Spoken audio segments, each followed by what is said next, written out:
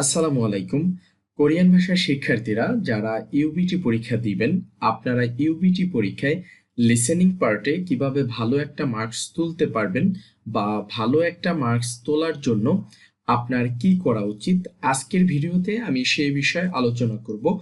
যারা আমার এই ভিডিওটা প্রথম দেখতেছেন তাদের উদ্দেশ্যে একটু জানিয়ে রাখি, হানা একাডেমি এই ইউটিউব চ্যানেল এবং ফেসবুক পেজের মাধ্যমে আপনি সরকারিভাবে দক্ষিণ কোরিয়াতে যাওয়ার সকল আপডেট, গাইডলাইন এবং পরামর্শ পাবেন ইনশাআল্লাহ। আপনি ঘরে বসেই হানা একাডেমি ইউটিউব চ্যানেল এবং ফেসবুক পেজে কোরিয়ান ভাষা শেখার সম্পূর্ণ কোর্স ফ্রিতে দেখতে পারবেন। শুরুতে আমি আপনাদেরকে একটু মনে করিয়ে দিতে চাচ্ছি, ইউবিটি পরীক্ষা 200 মার্কসের হয়ে থাকে। আপনারা সবাই জানেন লিসেনিং হচ্ছে 100 মার্কস, রিডিং হচ্ছে 100 মার্কস। প্রত্যেকটা কোরিয়ান ভাষার শিক্ষার্থীরা যেই কাজটা করে থাকে তাদের মূল ফোকাস থাকে রিডিং, মানে পড়াটার উপরে বেশি ফোকাস থাকে বা বেশি ফোকাস দিয়ে থাকে। কিন্তু অ্যাকচুয়ালি কি হওয়া উচিত দেখেন, রিডিং এ 100 মার্কস এবং লিসেনিং এও 100 মার্কস, দুইটাই যেহেতু 100 করে, তাহলে দুইটাই সমান এফোর্ট বা সমান গুরুত্ব দেওয়া উচিত। যদি সেটা না দিয়ে থাকেন তবুও একবারে সর্বনিম্ন আমার মতে রিডিং পার্টে আপনার সম্পূর্ণ পড়াশোনার 70% ইফোর্ট দেওয়া উচিত এবং লিসেনিং এ সর্বনিম্ন আপনার 30% ইফোর্ট দেওয়া উচিত। রিডিং পার্টে আপনি একটু বেশি সময় দিলেও অসুবিধা নেই, কারণ পড়াটা তো আগে মুখস্থ করতে হয়, তারপর আপনি লিসেনিং এ আসবেন। তাছাড়া লিসেনিংটা যেহেতু তুলনামূলক সহজ, যার কারণে লিসেনিং এ আপনি চাইলে বা আপনি প্র্যাকটিস করলে 100 মার্কস পাওয়া সম্ভব, যেটা রিডিং এ অনেক কঠিন। আপনাদের ভালো করার জন্য কি করা উচিত সেই প্রশ্নে সরাসরি চলে যাব। শুরুতে আমি বলতে চাই, আপনার বইয়ে যেই লিসেনিং ফাইলগুলো আছে বা যেই লিসেনিং অডিওগুলো আছে, এই অডিওগুলো বা এই ফাইলগুলো আপনার কিভাবে শোনা উচিত। আমি সরাসরি আপনাদের বইয়ে চলে যাচ্ছি। আপনারা শুরুতে একটা অধ্যায়ের শব্দার্থগুলো আয়ত্ত করে নেবেন। শব্দার্থগুলো আয়ত্ত করার পরে এরপর ব্যাকরণ বুঝবেন, এরপর সংলাপে আসবেন বা ডায়লগে আসবেন। সংলাপে এসে আপনি কি করবেন, সংলাপে এসে আপনি ওয়ার্ড বাই ওয়ার্ড সম্পূর্ণ সংলাপ বা সম্পূর্ণ ডায়লগটা পড়ার চেষ্টা করবেন। যেমন এখানে আছে থুয়ান শিনুন, অর্থ হচ্ছে থুয়ান সাহেব, আপনি এটাকে ভেঙে পড়বেন। থুয়ান এটা একটা নাম, শি মানে সাহেব, এখানে নুন হচ্ছে সাবজেক্ট পার্টিকেল, তাহলে থুয়ান শিনুন, থুয়ান সাহেব, অঞ্জে কখন, হানগুগে কোরিয়াতে, এখানে এই হানগুক মানে কোরিয়া, এ মানে তে, একত্রে বললে হানগুগে কোরিয়াতে ওয়াসয় এসেছেন। এখানে ও মানে আসা, আর এই সাংসিয়ত বা আশ্রয় দিয়ে এখানে পাস্ট টেন্স বোঝাচ্ছে। মানে আপনি সম্পূর্ণ ডায়লগটা বা সম্পূর্ণ সংলাপটা বুঝে বুঝে ওয়ার্ড বাই ওয়ার্ড পড়বেন। পড়ার পরে আপনি কি করবেন, পড়ার পরে আপনি এই যে ডায়লগের জন্য লিসেনিং ফাইল থাকবে, যেমন এটা হচ্ছে ট্র্যাক নাম্বার 34, এই 34 নাম্বার ট্র্যাক আপনি শুনবেন এবং বলবেন। কিভাবে শুনবেন, আপনি বই সামনে খুলে রাখবেন, বই সামনে খুলে রেখে আপনি একটা একটা লাইন শুনবেন, একটা লাইন ছেড়ে দিবেন, একটা লাইন ছেড়ে দিয়ে সেটা স্টপ করবেন, স্টপ করে ওই লাইনটা আবার আপনি হুবহুব বলবেন। যেমন আপনি যখন এই 34 নাম্বার ট্র্যাক ছাড়বেন, 34 নাম্বার ট্র্যাকের ভিতরে এই লাইনটা যখন বলবে থুয়ানশিনুন অনজে হানগুগে ওয়াসয়, আপনি এইটা শোনার পর ওই অডিওটা থামিয়ে এই লাইনটা আপনি মুখে মুখে বলবেন। এইভাবে সম্পূর্ণ ডায়লগটা শোনার পরে এরপরে আপনি কি করবেন, আপনার বই বন্ধ করবেন। বই বন্ধ করার পরে এখন আপনি এই সম্পূর্ণ ডায়লগটা একবারে ছেড়ে দিবেন।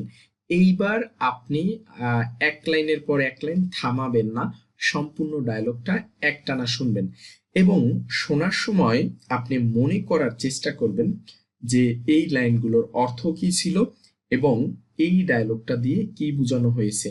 মানে আপনি লিসেনিংটা শুনে শুনে বই না দেখে ধরার চেষ্টা করবেন। যদি দেখেন যে এই ওয়ার্ড বাই ওয়ার্ড ধরতে না পারলেও পুরোপুরি আপনি গেস করতে পারতেছেন যে এখানে কোরিয়াতে আসার কথা জিজ্ঞেস করেছে, এখানে আবার কবে এসেছে সেই তারিখটা উনি উত্তর দিয়েছে। মানে মোটামুটি যদি আপনি থিমটা ধরতে পারেন বা মনে হচ্ছে যে মোটামুটি পারতেছেন, তাহলে বুঝবেন যে আপনার প্র্যাকটিসটা ঠিকঠাক হচ্ছে বা আপনি লিসেনিং এ ইমপ্রুভ করতেছেন। এইভাবে আপনি আপনার টেক্সট বুকের ডায়লগ 1 মানে হচ্ছে এই যে থ্যাহোয়া ইল এবং হচ্ছে থ্যাহোয়া ই ডায়লগ 2 বা সংলাপ 2, এই দুইটা ডায়লগ পড়বেন এবং শুনবেন, একাধিকবার শুনবেন। আপনি আমি ধরে নিলাম বই বন্ধ করে যখন এই লাইনটা শুনছেন তখন আপনি এই লাইনটা বুঝেন নাই, যদি না বুঝে থাকেন ইনস্ট্যান্ট আবার বই খুলবেন, সাথে সাথে বই খুলবেন, বই খুলে একটু দেখে নিবেন, এরপর আবার শুনবেন, তাহলে দেখবেন আপনার মাথায় গেঁথে গেছে এবং আপনি ভুলতেছেন না।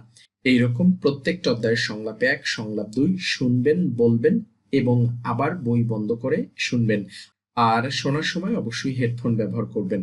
আমরা চলে যাচ্ছি আমাদের পরবর্তী টপিকে। আমাদের পরবর্তী টপিক হচ্ছে লিসেনিং এর প্রশ্ন সহজে ধরার উপায়। সহজে প্রশ্নগুলো ধরার জন্য আহ, একটা টিপস আপনি কাজে লাগাতে পারেন। এটা ফলো করলে আশা করি আপনি লিসেনিং এ অনেক বেশি ভালো করবেন। আমি আপনাদের বইয়ে চলে যাচ্ছি আবার। এখানে দুইটা প্রশ্ন আছে, এটা আপনাদের বইয়ের মেবি 26তম অধ্যায়ের লিসেনিং এর দুইটা প্রশ্ন। সহজে প্রশ্ন ধরার জন্য আপনি যখন প্রশ্নটা সামনে নিয়ে আসবেন বা আপনার সামনে একটা প্রশ্ন আসবে, আমি ধরে নিলাম এটা 4 নম্বর প্রশ্ন, এই প্রশ্নটা আপনার সামনে এসেছে। এখন আপনি কি করবেন, আপনার প্রশ্নটা থাকবে এবং সেই সাথে একটা লিসেনিং ফাইল থাকবে। আপনি ওই ফাইলটা প্লে করার আগে এখানে এই প্রশ্নে কি বলছে, অপশনে কি বলছে, সেটা আপনি একবার জাস্ট পড়ে নেবেন বা পরে এটাকে অনুবাদ করার চেষ্টা করবেন। যেমন এখানে আছে ইয়োগিনুন, এটা অদিমনিকা কোথায়, এটা কোথায়। 1 নম্বর অপশন আছে ইয়াক্কুক, ইয়াক্কুক মানে ফার্মেসি। 2 নম্বরে শেকতাং, শেকতাং মানে হচ্ছে রেস্টুরেন্ট। 3 নম্বরে উনহ্যাং, উনহ্যাং মানে ব্যাংক। 4 নম্বরে ফ্যাকওয়াজম, ফ্যাকওয়াজম মানে হচ্ছে ডিপার্টমেন্টাল স্টোর। আপনি এইভাবে পুরো প্রশ্নটা বা সম্পূর্ণ লিসেনিং প্রশ্নটা একবার পড়ে নেবেন। একবার পড়ে নিয়ে তারপর আপনি লিসেনিং ফাইল ছাড়বেন। এতে করে হবে কি, আপনি প্রশ্নটা বা লিসেনিংটা শুনে খুব সহজে বুঝতে পারবেন। সাধারণত ম্যাক্সিমাম স্টুডেন্ট যেটা করে সেটা হচ্ছে তারা লিসেনিং ফাইল ছেড়ে দেয়। লিসেনিং ফাইল ছেড়ে দেওয়ার পর বা লিসেনিং ফাইল শোনার পরে এরপরে যখন কোশ্চেনে আসে অধিকাংশ সময় সে আসলে ভুলে যায় যে লিসেনিং এ ওই অডিওতে কি বলা হয়েছিল বা তাকে কি প্রশ্ন করা হয়েছিল। সে যখন ভুলে যায় তখন সে পুরো প্রশ্নটাই আর ধরতে পারে না। এই জন্য লিসেনিং এ সহজে প্রশ্ন ধরার জন্য আপনি পুরো লিসেনিং ফাইলটা প্লে করার আগে অবশ্যই আপনার সামনে যতটুকু থাকবে ততটুকু আপনি একবার পড়ে নেবেন বা একবার বুঝে পড়ে নেবেন। সেটা যদি এমন হয় যে প্রশ্ন নাই শুধু অপশন আছে, হ্যাঁ শুধু অপশন পড়ে নেবেন, বা যদি প্রশ্ন থাকে অপশনও থাকে সেগুলো পড়ে নেবেন।